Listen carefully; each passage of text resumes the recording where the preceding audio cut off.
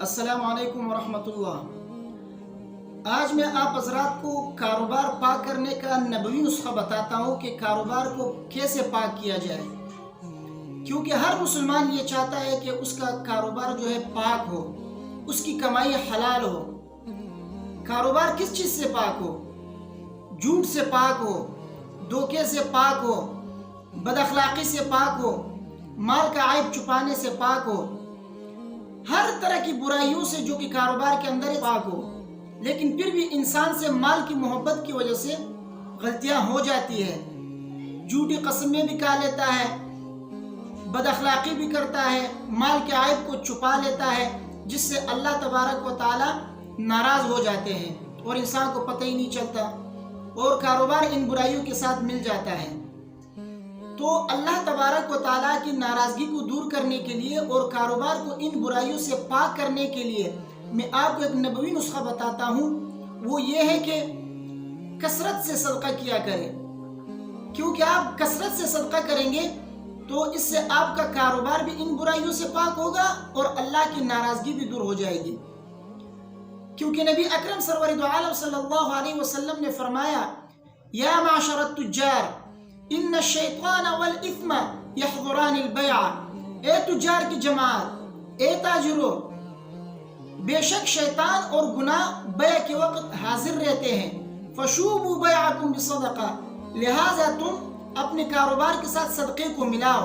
اس سے جو ہے کیا ہوگا کہ آپ سے جو برائیاں سرزد ہوئی ہے، آپ نے غلطی سے جھوٹ بولا ہے، آپ نے غلطی سے دھوکہ دیا ہے، مال کے عیب کو چھپایا ہے جس سے اللہ ناراض ہوا ہے اور آپ گنہگار ہوئے ہیں، تو ان ساری برائیوں کے لیے صدقہ کا کفارہ بن جائے گا اور اللہ کی ناراضگی بھی دور ہو جائے گی۔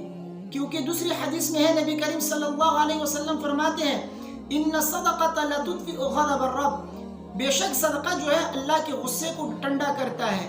اور ایک فائدہ اور بھی بتایا، وتدفع میتۃ السوء، اور بری موت سے بھی بچاتا ہے صدقہ۔ لہٰذا کوشش کرے کہ صدقہ دیا کرے، کیونکہ بیع کے وقت انسان سے غلطیاں مال کی محبت کی وجہ سے ہوتی رہتی ہیں۔ کبھی کبھار انسان جھوٹ بول لیتا ہے غلطی سے، کبھی کبھار جو ہے مال کا عیب بتانا بھول جاتا ہے۔ تو بیع کے وقت جو ہے شیطان جو ہے کوشش کرتا ہے، دخل اندازی کرتا ہے کہ بندہ کسی نہ کسی طریقے سے جو ہے گنہگار ہو جائے۔ تو انسان جب صدقہ کرتا ہے تو یہ جو گناہ اس سے سرزد ہوا ہے وہ گناہ جو ہے اللہ تبارک و تعالیٰ معاف فرمائیں گے صدقے کی برکت سے۔ لہٰذا کثرت سے صدقہ دیا کریں۔ اس کا تو ایک تو فائدہ یہ ہے کہ آپ کا کاروبار پاک ہوگا، اور دوسرا فائدہ یہ ہے کہ ان برائیوں کی وجہ سے جو اللہ کی ناراضگی ہوئی ہے، اللہ تبارک و تعالیٰ آپ سے خوش ہو جائیں گے، ان کی ناراضگی جو ہے دور ہو جائے گی۔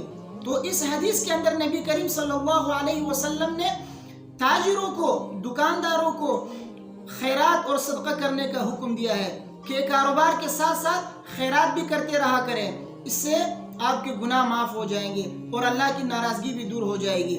لیکن اس کا ہرگز یہ مطلب نہیں ہے کہ آپ جو ہے ایک طرف جھوٹ بولیں، ایک طرف دھوکہ دیں، جھوٹی قسمیں کھائیں، مال کا عیب چھپائیں اور پھر ساتھ میں جو ہے صدقہ دیا کریں کہ اس سے یہ کفارہ ہو جائے گا۔ نہیں، یہ ہرگز اس کے لیے کفارہ نہیں ہوگا۔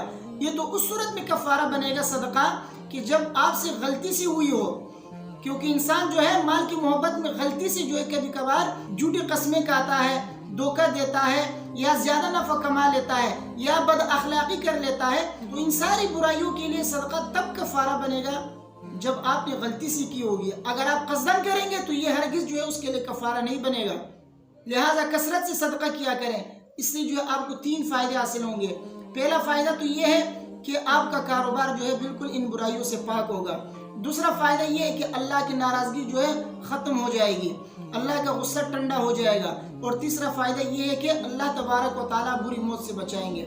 تو کوشش کریں کہ کثرت سے صدقہ کیا کریں، خیرات کیا کریں، خواہ کاروباری ہو یا نہ ہو۔ اللہ تبارک و تعالیٰ مجھے اور آپ سب کو عمل کرنے کی توفیق عطا فرمائے۔ ویڈیو کو آگے شیئر کریں اور ہمارے چینل کو اگر آپ نے سبسکرائب نہیں کیا تو سبسکرائب کر لیں۔ السلام علیکم ورحمۃ اللہ۔